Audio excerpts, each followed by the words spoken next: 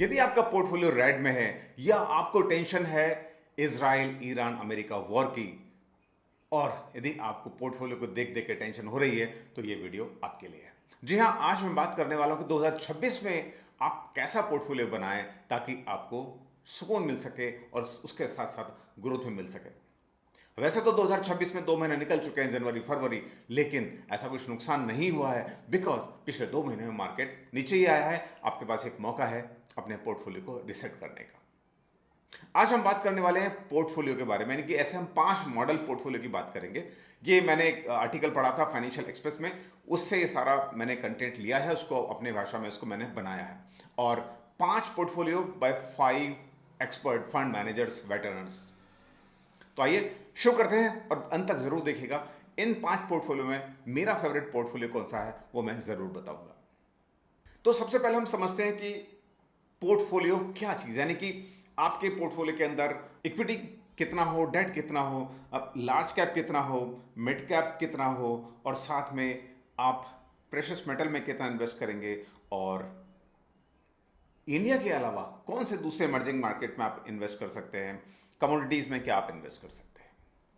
उससे पहले मैं एक डिस्क्लेमर दे देता हूं कि ये जो मैंने कंटेंट बनाया है वो एक एजुकेशन पर्पस के लिए है। इस बेसिस पे आप अपना इन्वेस्टमेंट मत करिएगा। इन्वेस्टमेंट करने से पहले आप एक से भी रजिस्टर्ड एडवाइजर या आपके फाइनेंशियल एडवाइजर से जरूर बात करिएगा। तो आइए शुरू करते हैं। पहला पोर्टफोलियो हम ले रहे हैं ब्रिजेश वैद का, जिन्होंने बताया है कि पोर्टफोलियो फॉर्मेशन ये कैसा पसंद करते हैं। कौन है ये? है पीएमएस हेड। पीएमएस होता है portfolio management services, Kotak Mahindra bank, Mahindra bank नहीं भाई साहब, कोटक महिंद्रा एएमसी। अब इनका पोर्टफोलियो देखिए, ये कहते हैं कि यदि आप 10 लाख रुपए आपके पास हैं, उन 10 लाख रुपए को हम कैसे इन्वेस्ट कर सकते हैं। तो इन्होंने कहा कि लार्ज कैप के अंदर 40% ये डालना पसंद करेंगे, मिड कैप में 20%, स्मॉल कैप के अंदर 10%, और टोटल इन तीनों का हम टोटल बनाते हैं तो बनता है 70%, यानी कि 70% ये इक्विटी में डालना पसंद करेंगे, और 20% डेट। डेट जरूरी है, क्वेश्चन का काम करता है, इक्विटी आपको ग्रोथ देती है। और अल्टरनेट ऑप्शंस या प्रेशियस मेटल यानी कि गोल्ड और सिल्वर के अंदर ये 10% अपने 10 लाख रुपए का हिस्सा डालेंगे। अब हर व्यक्ति की अपनी थीसिस होती है, उसके पीछे सोच क्या होती है। यदि हम इनकी कोर थीसिस की बात करते हैं और उसमें भी ग्लोबल बैकड्रॉप यदि देखें, तो ये कह रहे हैं कि ग्लोबल ग्रोथ जो है वो रिजिलेंट रहने वाली है, और आईएमएफ ने अपग्रेड किया है जो ग्रोथ रहने वाली है 3.2, और आउटलुक 26 के लिए भी उनका स्टेबल रहेगा। और यदि इंडिया की बात करते हैं तो इंडिया के अंदर जो Q2 FY26 का जो जीटीपी है वो 8.2% के आसपास है। इन्फ्लेशन ईजिंग हो रही है, आरबीआई की पॉलिसी सपोर्ट करेंगी। Strong private consumption and investment activities, लोग आजकल रिटेल का पार्टिसिपेशन काफ़ी अच्छा खासा हो चुका है और कंजप्शन भी बढ़ रहा है। जीएसटी कलेक्शन बहुत अच्छे हुए हैं, और इन्हीं के चलते इंडिया के ऊपर भी उनका पॉजिटिव आउटलुक है। अब 2026 में मार्केट आउटलुक क्या है? अर्निंग रिकवरी होगी across the sectors, consumption boost मिलने वाला है, जीएसटी की हम बात कर चुके हैं, और इंप्रूव्ड मैक्रो एनवायरनमेंट लाइकली, ऐसा उनको लगता है। अब जो असेट अलोकेशन उन्होंने जो प्रेफर किया है उसके अंदर क्या किया है, उन्होंने रखा है प्रेशियस मेटल को। प्रीशियस मेटल क्या करता है? प्रीशियस मेटल आपको हैच देता है अगेंस्ट जियोपॉलिटिकल रिस्क। जैसे कि अभी आप देख रहे हैं ईरान इजराइल अमेरिका की वॉर चल रही है, टेंशन्स बिगड़ी हुई हैं, स्थितियां बिगड़ी हुई हैं, टेंशन हो रखी है, तो ऐसे केस में जो प्रेशियस मेटल है, गोल्ड है, उसके भाव बढ़ जाते हैं। तो ये ऐसी सिचुएशन में हमेशा काम में आता है। दूसरा है डेट। डेट आपको कुशन देता है हमेशा कि यदि मान लो जो आप ग्रोथ के लिए आपने इक्विटी में इन्वेस्ट किया है उतनी ग्रोथ नहीं मिल रही है, तो उस केस में ये आपको क्वेश्चन का काम करता है। और इक्विटीज और मेनली इन लार्ज कैप ये आपको ग्रोथ देंगे। अब इनके यदि वॉच लिस्ट की बात करें कि क्या इनका वॉच लिस्ट में है, तो इंपॉर्टेंट चीज है, देखिए बैंकिंग एंड फाइनेंशियल सर्विसेज।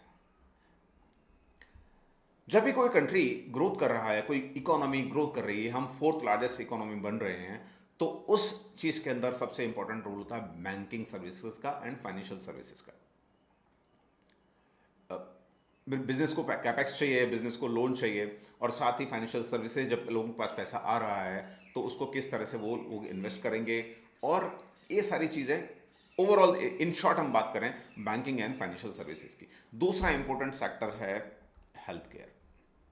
वैसे तो कोई नहीं चाहता बीमार हो, लेकिन हेल्थ केयर सेक्टर ऐसा है, उनकी प्रॉफिट इसी में है कि लोग बीमार हों। अब देखिए भारत देश के अंदर जो कानून हैं, जो लॉ हैं, बहुत इजी हैं, करप्शन इतना है। वैसे तो बहुत सारी ऐसी बॉडी बनी हुई हैं जो कि बहुत सारे उनको पावर्स है, लेकिन उसका इस्तेमाल कितना होता है आप अच्छे से जानते हैं। तो हमें जो चीज़ खाने को मिल रही है वो शुद्ध नहीं है, प्योर नहीं है, उसके अंदर बहुत सारे पेस्टिसाइड्स हैं, बहुत सारे केमिकल हैं। उसका नेट रिजल्ट ये हो रहा है कि लोग बीमार ज़्यादा हो रहे हैं। हालांकि हमारी लाइफ एक्सपेक्टेंसी बढ़ गई है, यानी कि उम्र बढ़ गई है, लेकिन जो क्वालिटी ऑफ लाइफ है वो घट गई है। तो कुछ भी होने दो, हॉस्पिटल का धंधा बढ़िया चलने वाला है। तो हेल्थ के अंदर आ गया आपका, हॉस्पिटल्स आ गए, और इसके अंदर टेस्टिंग लैब्स जो होती हैं, या इस तरह की सारी चीज़ें उसके अंदर आ गई। साथ ही ऑटो एंड ऑटो कंपोनेंट्स, खास तौर पे अभी जो जीएसटी रेट कम हुई है उस वजह से ऑटो कार्स हैं या टू व्हीलर्स हैं उनके रेट काफ़ी कम हो गए हैं, तो उसके ऊपर ये बुलिश हैं। कंज्यूमर गुड्स, लोग ऐसी चीज़ें जो के पास पैसा आएगा तो लोग खर्चा करने ही वाले हैं। साथ में कैपिटल गुड्स जो कि जुड़ा हुआ है देश की किसी भी इंफ्रास्ट्रक्चर ग्रोथ से। अब इनके यदि हम कॉन्ट्रेरियन बेट देखें तो ये प्राइवेट सेक्टर बैंक, ऐसे प्राइवेट सेक्टर बैंक जिनकी जो कोर प्रॉफिटेबिलिटी है उसके अंदर रिकवरी एक्सपेक्टेड है, जिसकी रेवेन्यू ग्रोथ ज़्यादा है, जिनके operating leverages to improve margin, यानी कि जिसके मार्जिन अच्छे इंप्रूव हो रहे हैं, उसमें ये इन्वेस्ट करना चाहेंगे। और साथ में एनबीएफसी, बिकॉज जब प्राइवेट बैंकिंग सेक्टर चल रहा होता है तो एनबीएफसी भी साथ में चलता है। और ख़ास तौर पे ये जो होम फाइनेंस और व्हीकल फाइनेंस की कंपनीज हैं उनके लिए। मार्केट आउटलुक की हम बात कर चुके हैं कि अर्निंग रिकवरी की उम्मीद रखते हैं, कंजप्शन बूस्ट होगा और इम्प्रूव्ड मैक्रो एनवायरनमेंट रहने वाला है। अब इनका जो असट एलोकेशन इन्होंने रखा है, प्रेशियस मेटल, ये आपको हेज करता है पोर्टफोलियो को। डेट क्वेश्चन के लिए इन्होंने रखा है, सॉरी आपकी ग्रोथ क्वेश्चन के लिए रखा है इन्होंने डेट को, और इक्विटी साथ में इन्होंने रखी है, और साथ में थोड़ा सा कैश मैनेजमेंट। हालांकि इसकी हम बात पोर्टफोलियो में कर चुके हैं। अब दूसरा पोर्टफोलियो आता है आनंद शाह का, जो कि सीआईओ हैं PMS and AIF, PMS portfolio management services, जैसे कि मैंने कहा, साथ में AIF alternate investment fund. AIF SIF की बात हम किसी दिन और करेंगे, एसआईएफ के ऊपर एक वीडियो मैं ऑलरेडी बना चुका हूं, आप चाहें तो उसको देख सकते हैं। और ये हैं ICICI prudential asset management company में। इनका पोर्टफोलियो स्टाइल की हम बात करते हैं तो ये लार्ज कैप के अंदर 50% एलोकेशन डालना चाहते हैं, मिड कैप के ऊपर 7, क्योंकि शायद मिड कैप काफ़ी ज़्यादा पिटा हुआ है, लेकिन और उसके साथ साथ ग्रोथ तो देता है लेकिन रिस्क ज़्यादा देता है। इक्विटी के अंदर, लार्ज कैप के अंदर आपके पास जो factor of margin of safety होता है वो ज़्यादा होता है। स्मॉल कैप 13%, तो टोटल होता है ये 70%, यानी कि ये 70% इक्विटी के अंदर, गोल्ड 15% और डेट 15%। जैसा कि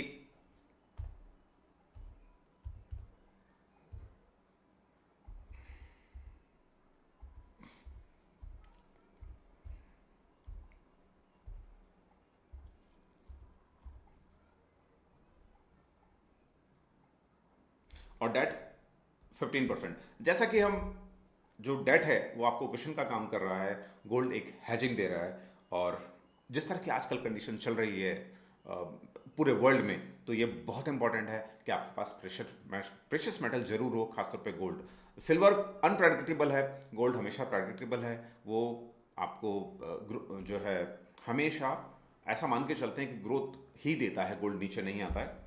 लेकिन चांदी, बिकॉज इंडस्ट्रियल मेटल है, बहुत ज़्यादा वॉलेटाइल रहती है। यदि इनकी कोर थीसिस की हम बात करें तो इनकी जो इन्वेस्टमेंट फिलोसॉफी है, इंपॉर्टेंटली ये कह रहे हैं 5+ ईयर्स का आपको होराइजन रखना है। हम बात कर रहे हैं इस समय 2026 में, लेकिन जो इक्विटी रिलेटेड इन्वेस्टमेंट्स है हमेशा 5 साल से ज़्यादा का ही आपको सोचना चाहिए।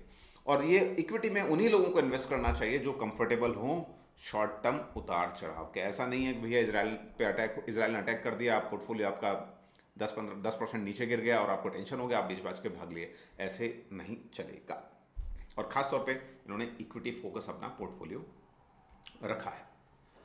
अब मार्केट आउटलुक के बारे में ये कहते हैं कि भाई स्टॉक स्पेसिफिक रिटर्न आपको देखने होंगे बजाय जनरलाइज मार्केट के। अर्निंग रिकवरी हो रही है, स्ट्रॉन्ग जीएसटी नंबर्स आ रहे हैं, अच्छा क्रेडिट ग्रोथ है, कैपेक्स रिवाइवल हो रहा है और ग्लोबल अनसर्टेनिटीज तो हैं, लेकिन आप डिसिप्लिन तरीके से आपको अपना इन्वेस्टमेंट करना है।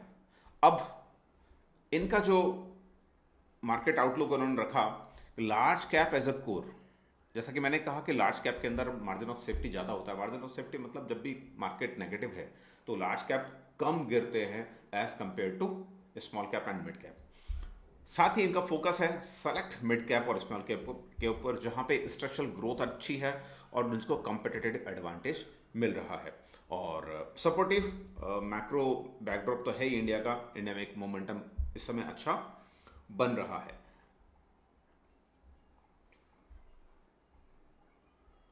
और असेट एलोकेशन की हम बात करते हैं यदि, तो डेट आपको स्टेबिलिटी देता है और गोल्ड आपको हेजिंग देता है। तो इस तरह का एक बैलेंस पोर्टफोलियो, यानी कि equity plus debt plus gold. अब सबका परसेंटेज अलग अलग है। एक बात मैं आपको बता दूं कि आपको हो सकता है बोरिंग लग सकता है वीडियो, लेकिन सबसे इंपॉर्टेंट है पोर्टफोलियो एलोकेशन। यदि आप अपने पूरे इन्वेस्टमेंट का सही से एलोकेशन कर पाएंगे तो आप हमेशा चैन की नींद सो पाएंगे। अब इनकी वॉच लिस्ट यदि हम बात करें सॉरी, तो पहला अगेन सेलेक्टेड प्राइवेट बैंक्स पे इनका फोकस रहेगा, जहां पे अच्छी स्ट्रॉन्ग असेट क्वालिटी हो, डिसिप्लिन अंडरराइटिंग हो। अभी रिसेंटली आईडीएफसी फर्स्ट का केस आया था जहां पे 590 करोड़ का फ्रॉड हुआ था, लेकिन उन्होंने तुरंत उस सरकार के पैसे की उन्होंने भरपाई की। जहां पे प्रॉफिटेबिलिटी इंप्रूव हो रही हो। फाइनेंशियल सर्विसेज, अगेन मैंने पहला भी कहा कि जब भी इकोनॉमी ग्रो करेगी, फोर्थ लार्जेस्ट इकोनॉमी बन रही है, तो finance and financial services, financialisation बढ़ेगा। वो 380 मूवी में था ना, राजूलाइजेशन Farhan nitrate, anyways rhyming. MC and insurance, आजकल हर आदमी कहता है कि भाई आपको एसआईपी करना है, एसआईपी करना है, एसआईपी करो। लोग इन्वेस्टमेंट अच्छा कर रहे हैं, इंश्योरेंस पेनिट्रेशन बढ़ रहा है, लोगों की अवेयरनेस बन रही है, लोग लाइफ इंश्योरेंस ले रहे हैं, लोग हेल्थ इंश्योरेंस ले रहे हैं। तो एम्स एंड इंश्योरेंस कंपनीज में उनका फोकस रहने वाला है। साथ ही कैपिटल गुड्स एंड इंफ्रास्ट्रक्चर, क्योंकि यदि फोर्थ लार्जेस्ट इकोनॉमी बन रहे हैं और उनको ग्रो करना है आपका, तो इंफ्रास्ट्रक्चर बढ़ेगा, कैपिटल गुड्स की कंपनीज फायदे में रहेंगी और गवर्नमेंट का इंफ्रा पुश ये रहने वाला है। साथ ही इनका फोकस है consumer services, retail plus importantly power and energy. जब भी कोई भी इकोनॉमी ग्रो कर रही है, इंफ्रास्ट्रक्चर ग्रोथ हो रही है, तो वहाँ पे पावर और एनर्जी जरूर रहने वाली है। और साथ ही चूंकि गवर्नमेंट ऑयल बहुत ज़्यादा इंपोर्ट करती है, अपनी ज़रूरत का 80% इंपोर्ट करती है, तो गवर्नमेंट चाहती है कि ऑयल पर डिपेंडेंसी उनकी कम हो, इसलिए वो renewable energy, green energy like solar और इसके ऊपर ज़्यादा उनका फोकस रहने वाला है। और उसी थीसिस पे ईवी की डिमांड ज़्यादा बढ़ने वाली है। एनीवेज, तो ये उनका वॉच लिस्ट रहने वाली है। अब इनका कॉन्ट्रेरियन व्यू क्या है? इनका कहना है कि आप ऐसे स्टॉक से ऐसे सेक्टर पे जा सकते हैं जो कि आउट ऑफ फेवर चल रहा है, जिसके अंदर डर थोड़ा ज़्यादा है। आपको याद होगा 2-3 साल पहले स्पेशलिटी केमिकल्स बहुत चलते थे, अभी आजकल उनकी कोई बात नहीं कर रहा है, तो ये उसके अंदर थोड़ा सा फोकस देखना चाहेंगे। साथ ही फर्टिलाइजर्स और टेक्सटाइल के स्टॉक्स, इनका select mid cap and small cap पे इनका फोकस रहेगा, जहाँ पे इनपुट कॉस्ट नॉर्मलाइजेशन हो रहा हो, कम हो रही हो, कैपेसिटी यूटिलाइजेशन बढ़ रहा हो, है ना। क्योंकि कुल मिलाकर के जब आपकी इनपुट कॉस्ट कम हो रही है, कैपेसिटी यूटिलाइजेशन बढ़ रहा है, तो डेफिनेटली आपके मार्जिन इंप्रूव होने वाले हैं। और जहाँ पे अर्निंग रिकवरी आ रही है, उस तरह के सेक्टर्स में ये इनका फोकस रहने वाला है। अब तीसरी चीज, संदीपन रॉय, ये है CIO Motilal Oswal private wealth. Private wealth है तो यहां पे इनका पोर्टफोलियो बिल्कुल डिफरेंट होने वाला है। अब तो यदि हम इनके पोर्टफोलियो की बात करते हैं, तो उन्होंने लार्ज कैप में एलोकेशन दिया है 10% का। कम लग रहा है ना, लेकिन थोड़ा सा सब्र रखिए। Small cap and mid cap 10%, तो इन्हें 20% इन्होंने डायरेक्ट इक्विटी को दिया, उसके साथ में 20% हाइब्रिड फंड, ये एक डिफरेंट एलोकेशन है। साथ ही 20% दिया है इमर्जिंग मार्केट्स, जैसे कि जो दूसरे भी जो इमर्जिंग मार्केट्स हैं उसके अंदर ये पैसा लगाने वाले हैं 20%।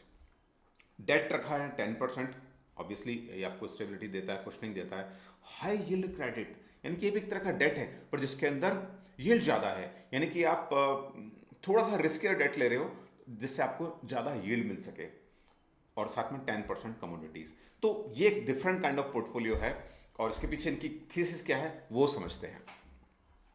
अब ग्लोबल मैक्रो व्यू की तरफ से देखें तो उनको लगता है कि जो मार्केट है काम है लेकिन फ्रेजाइल है, तो वॉलेटिलिटी यहां पे रहेगी। AI hype shifting to execution and monetisation, ये एक बहुत इंपॉर्टेंट चीज है। एआई का हाइप तो बहुत हो चुका है लेकिन अब एआई बिजनेस के अंदर पैसा बहुत जा रहा है, बहुत पैसा जो यूएस की मेन कंपनीज हैं, चाइना की कंपनीज हैं, बहुत पैसा उसके अंदर डाल रही हैं।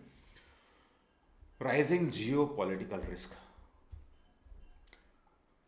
डी ग्लोबलाइजेशन हो रहा है, मतलब हर व्यक्ति अब अपनी कंट्री की बात कर रहा है। जैसे हम कहते हैं मेक इन इंडिया, और इसी तरह से ट्रम्प साहब ने कहा मेक अमेरिका ग्रेट अगेन। तो इस तरह से चीज़ें चल रही हैं, मल्टीपोलर वर्ल्ड बनने वाला है, और अभी जो वॉर की कंडीशन है वो आप देख ही रहे हैं।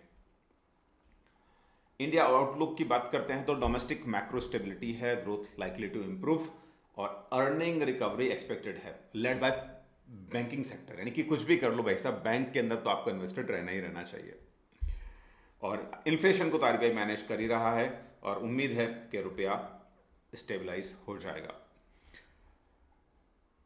और फिक्स इनकम स्ट्रेटेजी इन्होंने रखी है कि भाई चूंकि आरबीआई रेट कट कर सकता है, तो और फिलहाल उनको 10 से 15% की जो जी सेक्स हैं, गवर्नमेंट सिक्योरिटीज़ हैं, वो अट्रैक्टिव लग रही हैं।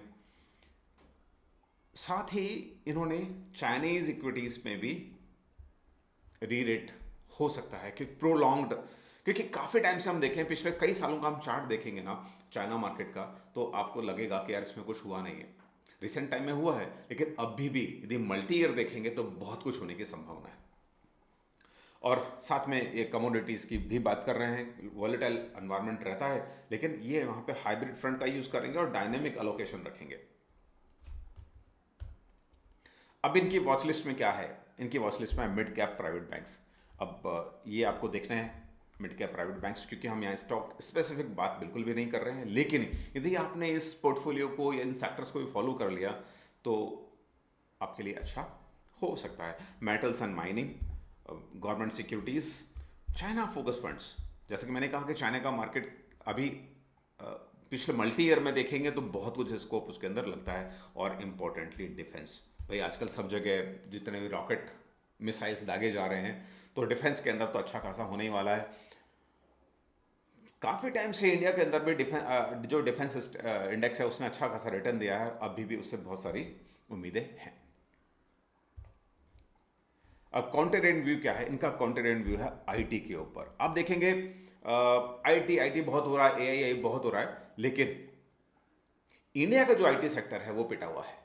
तो इनको पूरी उम्मीद है कि आईटी सेक्टर अच्छा करेगा, और क्योंकि अर्निंग एक्सपेक्टेड है कि भी अच्छी अर्निंग इनकी रेटिंग होने वाली है, री रेटिंग होने वाला है, मार्जिन इंप्रूव होंगे, तो कुल मिलाकर के ये आईटी के ऊपर अच्छा फोकस रखते हैं, ओवरवेट है। अब इन बात करते हैं अजय बग्गा सर की, बिकॉज मैं इनको बहुत टाइम से जानता हूँ। जब मैं मुंबई में था 2005-06 में, जब मैंने इन्वेस्टिंग करना शुरू किया, तब से मैं इनको सुनता था, तो हो सकता है मैं बायस्ड उनकी तरफ, but he is a market veteran, बहुत अच्छी अपनी ओपिनियन और एक्सपर्टीज रखते हैं। इन्होंने लार्ज कैप को दिया है 30%। देखिए सब इक्विटी फोकस्ड ही है क्योंकि हम बात इक्विटी इन्वेस्टमेंट की कर रहे हैं। मिड कैप को 15% दिया है, स्मॉल कैप 15% दिया है। इंपॉर्टेंट चीज, यूएस ईटीएफ ब्रॉड मार्केट 10% इसको ये दे रहे हैं। साथ ही चाइना ईटीएफ, अभी हम थोड़ी देर पहले चाइना की बात करी, तो चाइना में 10% दे रहे हैं। तो ये 20% एलोकेशन ऐसा है कि जो कि थोड़ा सा डिफरेंट है। सिल्वर 10% गोल्ड से ज़्यादा दिया है क्योंकि उनको उम्मीद हो सकती है, क्योंकि जिस तरह से सिल्वर का जो यूज़ बढ़ रहा है, इंडस्ट्रियल यूज़ बढ़ रहा है ईवी के अंदर, सोलर के अंदर, तो बहुत स्कोप उनको नज़र आता है। गोल्ड ऑब्वियसली सबको चाहिए, ये आपको हेजिंग का काम करता है। और एक इंपॉर्टेंट चीज़, US magnificent 7 AI focus companies, Amazon, Google, Meta, ये सारी कंपनीज के अंदर उन्होंने 5% अलग से दिया है। और ये पोर्टफोलियो मुझे ज़्यादा अच्छा लगता है बिकॉज इसके अंदर इंडिया फोकस तो है, इंडिया के साथ साथ यूएस, चाइना, एआई, और जो यूएस की कंपनीज हैं एआई वाली, उनके अंदर इनका अच्छा खासा रुझान है। अब यदि इनकी कोर थीसिस की यदि हम बात करें तो इनको लगता है कि भाई जियो पॉलिटिकल रिस्क बढ़ रहा है, लेकिन ग्लोबल ग्रोथ तो होने वाली है। क्यों होगी? मॉनेटरी ईजिंग होगी, फिजिकल स्टिमुलस मिलेंगे, और साथ में इंडिया के अंदर जीडीपी ग्रोथ अच्छी हो रही है, तो मार्केट अच्छा करेगा। अब एआई एंड अर्निंग, अब तक तो एआई में हाइप ज़्यादा चल रहा था, लेकिन अब क्या हो रहा है कि बहुत सारा कैपेक्स हो रहा है, बहुत खर्चा, बिलियन डॉलर लग रहे हैं एआई ड्रिवन सेमीकंडक्टर, इस तरह की चीज़ों के अंदर जो अब मोनेटाइज होंगी। और हैज एलोकेशन, ऑब्वियसली इन्होंने 10% सिल्वर में और 5% गोल्ड में डाला है, तो 15% एलोकेशन किया है इन्होंने गोल्ड और सिल्वर में, जो कि आपको हैजिंग देगा। और साथ में इंटरनेशनल एक्सपोजर, यूएस की जो लार्ज कंपनीज है उनके अंदर और चाइना के अंदर उन्होंने एक्सपोजर लिया है। देखिए, हम बात करते हैं पोर्टफोलियो एलोकेशन की, डाइवर्सिफिकेशन की, लेकिन सारा पैसा, इक्विटी का पैसा, सारा पैसा आप इंडिया में लगा रहे हो, तो आप इंडिया में हो, आपने ठीक है large cap, mid cap, small cap, debt, gold में कर लिया, लेकिन आपको कंट्री रिस्क हमेशा रहेगा। तो कंट्री रिस्क के लिए आपको क्या, उससे बचने के लिए आपको आपका पैसा दूसरे कंट्रीज में भी लगाना है। यूएस इसका सबसे इजी तरीका है। इन्होंने साथ में चाइना में भी इन्वेस्टमेंट करने की बात कही है। इनकी वॉच लिस्ट की यदि हम बात कर लेते हैं तो यूएस टेक्नोलॉजी यानी कि हाइपर स्केलर्स, देखिए इंडिया में जो आईटी कंपनीज है ना, वो बेसिकली सर्विस कंपनीज है, वो टेक्नोलॉजी कंपनी नहीं है। तो जैसे अमेजन, मेटा, गूगल, इनकी ये बात कर रहे हैं। और एआई इंफ्रास्ट्रक्चर जो लीडर्स हैं क्लाउड में, कंप्यूटिंग में, हार्डवेयर ट्रांसपोजिशन में, जैसे कि जैसे एनवीडिया जैसी कंपनीज हो गई, एएमडी जैसी कंपनीज हो गई। इंडिया की बात करते हैं तो इंडिया के अंदर जैसा हमने कहा कि बैंकिंग एंड फाइनेंशियल सेक्टर्स, जिसकी हर कोई बात कर रहा है, और एनबीएफसीज, चाइनीज ई कॉमर्स और एआई, क्योंकि एआई में चाइना अच्छा खासा टक्कर दे रहा है टेक्नोलॉजी के मामले में भी और कैपेक्स के मामले में भी। पावर एंड इंफ्रास्ट्रक्चर, जैसा कि मैंने पहले कहा कि जब भी इकोनॉमी ग्रो हो रही है, सरकार इंफ्रा पुश दे रही है, तो पावर तो चाहिए चाहिए। और वैसे भी अभी पावर के अंदर भी देखेंगे तो सोलर पावर हो गया, रिन्यूएबल एनर्जी हो गया, इन पे ज़्यादा फोकस रहने वाला है। और कॉन्ट्रेरियन व्यू, एआई बबल, दोस्तों सब लोग कह रहे हैं कि डॉट कॉम बबल की तरह, पर ऐसा नहीं है। डॉट कॉम बबल एक अलग तरह की चीज़ थी। एआई में केवल हाइप नहीं है, इसमें पैसा लगा हुआ है, अच्छा खासा पैसा लग रहा है, डेवलपमेंट हो रही है, और इसलिए फियर के अपोजिट ये इसको ज़्यादा फोकस कर रहे हैं। क्यों? क्योंकि स्ट्रॉन्ग बैलेंस शीट्स है कंपनीज की, रियल कैश फ्लो हो रहा है, और अब मोनेटाइजेबल इंटीग्रेशन हो रहा है डेटा सेंटर्स का, सेमीकंडक्टर का, और सारी चीज़ों का। तो इसलिए उन्होंने मैग्निफिसेंट 7 जो कंपनीज हैं उसके अंदर इन्वेस्टमेंट डाला है। और दूसरा, ऐसी कंपनीज जहाँ पे रीरेटिंग हो रही हो, डाइवर्सिफाइड ग्रोथ हो रही हो, इस तरह की कंपनीज में ये इन्वेस्टमेंट करेंगे। और पांचवा, देवेन आर्चोक्सी, ये भी बहुत पुराने एक्सपर्ट हैं इंडस्ट्री के अंदर। इनका पोर्टफोलियो हम देखते हैं क्या है। लार्ज कैप में 50%, ये थोड़ा सा मार्जिन ऑफ सेफ्टी ज़्यादा प्ले करना चाहते हैं। Mid cap 20%, equity mutual funds 10%, यानी कि टोटल यदि इक्विटी की हम बात करें तो ये 80% इक्विटी के अंदर। गोल्ड एंड कमोडिटीज़ में 10%, और स्टेबिलिटी के लिए फिक्स इनकम 10%। अब इनकी थीसिस क्या है? इनकी थीसिस है macro outlook, India GDP projected 6.5 से 6.8, अच्छा खासा। कंजप्शन थीम पे काम कर रहे हैं, जीएसटी रजिस्ट्रेशन हो रहा है, टैक्स रिलीफ मिल रहे हैं, लोगों के पास में पैसा आएगा, लोग इन्वेस्टमेंट करेंगे। आरबीआई का रेट कट करना सपोर्टिव हो सकता है। और साथ ही पोर्टफोलियो स्ट्रक्चर इनका देखो तो 80% इन्होंने इक्विटी के अंदर पैसा डाला है, जिसमें 20% मिड कैप में, 50% लार्ज कैप में, और 10% इक्विटी म्यूचुअल फंड्स के अंदर। हेज के लिए 10% गोल्ड लिया है इन्होंने, क्योंकि हमेशा गोल्ड हेज का काम करता है। और साथ में स्टेबिलिटी के लिए 10% फिक्स इनकम। यूजुअली क्या होता है ना, हम जब इन्वेस्टमेंट की बात करते हैं तो हम कहते हैं शेयर्स, इक्विटी, म्यूचुअल फंड्स, हम डेट को भूल जाते हैं, बहुत कम लोग उसका ध्यान रखते हैं। तो उसका भी ध्यान रखना है, बिकॉज वो आपको ग्रोथ तो नहीं देगा, लेकिन आपको स्टेबिलिटी देगा, जैसे खास तौर पे आजकल जैसी टेंशन चल रही है। यदि इनकी वॉच लिस्ट की बात हम कर लेते हैं तो financials, private sector banks, consumer lending यानी कि एनबीएफसीज, इसकी बात हर कोई कर रहा है। दूसरा, पावर यूटिलिटीज, ग्रिड एक्सपेंशन में जितनी भी कंपनीज हैं, और एनर्जी सिक्योरिटी पुश जरूरी है। Automobiles and EV ecosystems.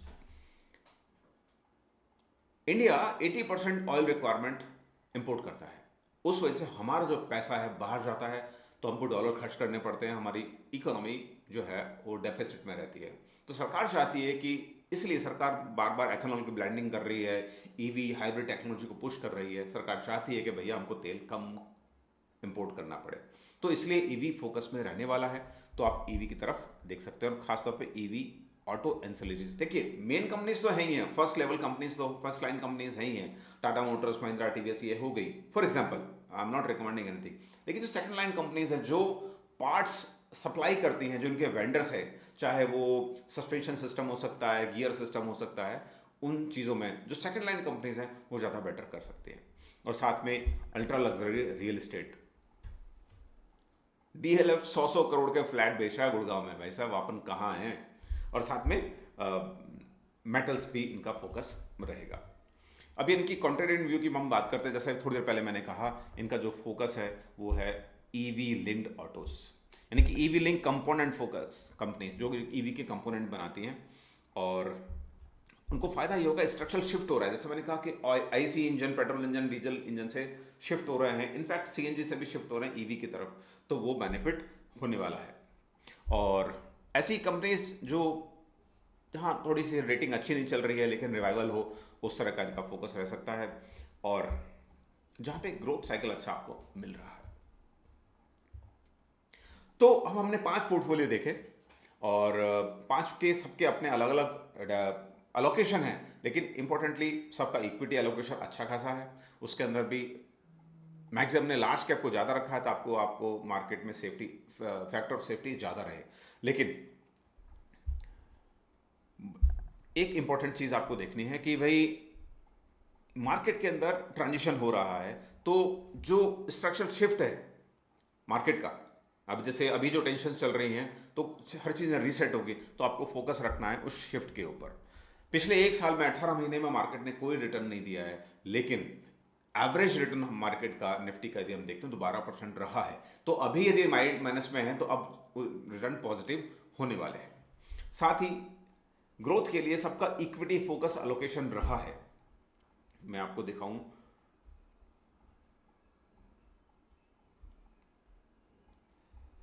60 to 70%। क्यों?